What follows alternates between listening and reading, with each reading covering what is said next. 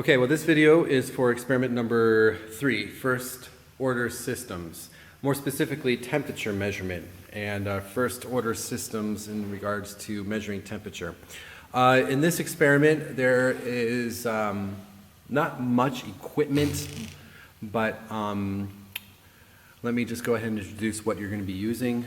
This is a hot water boiler, so there's been water in there that's been heated up to the boiling point. 2 temperature measurement devices that are used in conjunction with a Pro DAC system. One is a thermocouple, so you can see a thermocouple right here. And the next one is what's called a thermistor. Both of which are temperature measurement devices. I'm not going to go into explaining too much about them because your experiment handout should explain in detail how they work.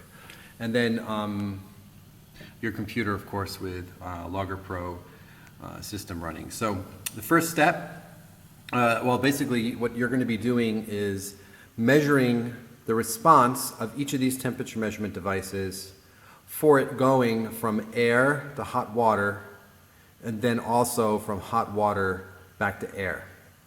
So the procedure is going to go as follows. First, we're going to go ahead and measure the time response for the thermocouple. So what I ask that you do is take the thermocouple, plug it into channel 1,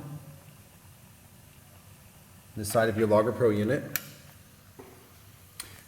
and then take your Pro unit and plug it into the USB port in your computer. You should see it load, and then in a second or two, you should see that it's registering temperature. Now, because the thermocouple has a lot less mass than the thermistor, the thermocouple is going to react very quickly to temperature change, especially when going from air to water. So what I would suggest is when you go to the data collection icon here, right, click on that, set your time. I'm going to go ahead and turn away from this as I enter in numbers because I would like you to figure out how to put in, or what values to put in for your parameters. But I would suggest that for the thermocouple, since it responds very quickly, to go ahead and input a high sample rate, so basically a high sample rate for collection, and then maybe, I don't know, 4 or 5 second collection for time duration of for which you're collecting the data. And then what I would like you to do is you press start, wait for it to actually start collecting data, and once it's collected data, then take the thermocouple and place it into the water. The reason for that is you want to make sure that you don't press start after it's already started, after it's already been switched to the water. So by pressing collect first, and then placing the thermocouple in the water, you'll see, you'll definitely catch the time response. So click start. You can see that it's waiting for the data. Then go ahead and stick the thermocouple in the water, and then you'll see the data collected. You don't see much of a response because you can tell the x-axis has a temperature scale up to 1500. So what I would do is actually go and left click on it. I'm sorry, it was at 1400 degrees. Go ahead and click on it, set the time scale to 100 degrees positive, and make sure that it's 0 degrees on the minimum scale. And there you can see the time response with the thermocouple. It's flat, and then you see the time response, and then it's flat again. When you're going from water back to air, you're going to have a little bit slower of a time response. So again, go ahead and I'm going to go ahead and window out of, turn away from the values that I'm entering so that you guys can discern a little bit. So if I were to go ahead and enter my data collection values, there we go. I would go ahead and do the same thing. So right now the thermocouple, as you can see, is in the water. Press collect, wait till it starts collecting, and then take out the thermocouple, and you'll see the time response after you pull it out. So as you As you do that, you'll see two values that you've recorded. Now, at this point, you can go ahead and unplug your thermocouple unit and plug in the thermistor.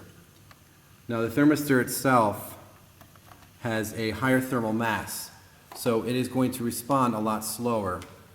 So that basically means is that when you change your sample rate and the length of time recorded, you can actually decrease your sample rate significantly and then increase.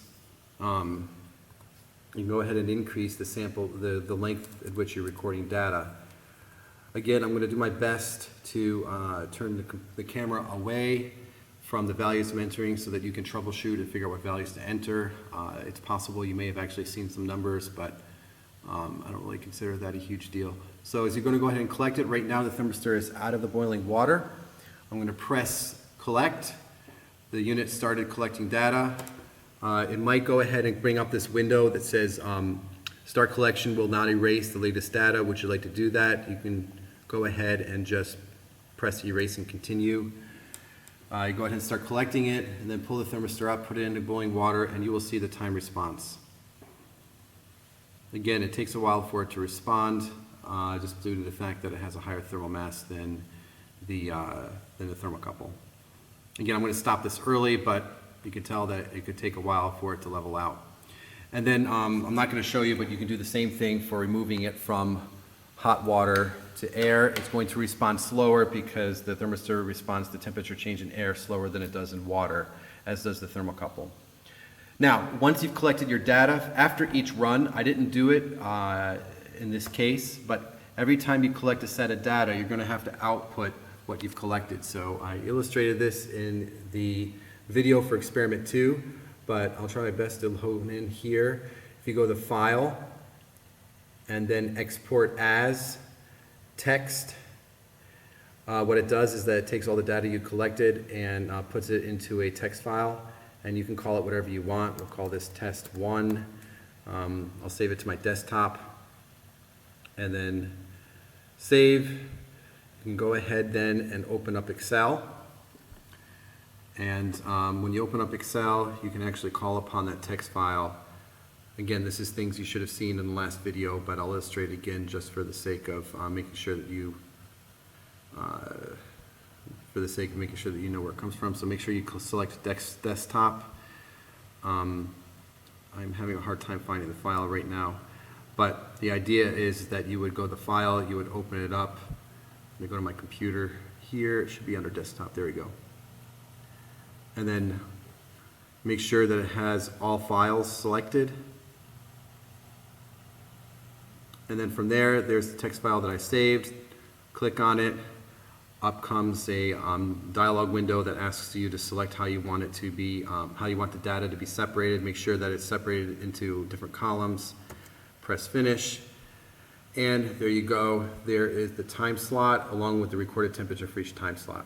And so you can take that and process the data according to the instructions that the experiment memo gives. All right, that's all I had for the experiment memo. Again, there is a writing intensive video associated with this experiment as well, and be sure to watch that before coming to class. Thank you.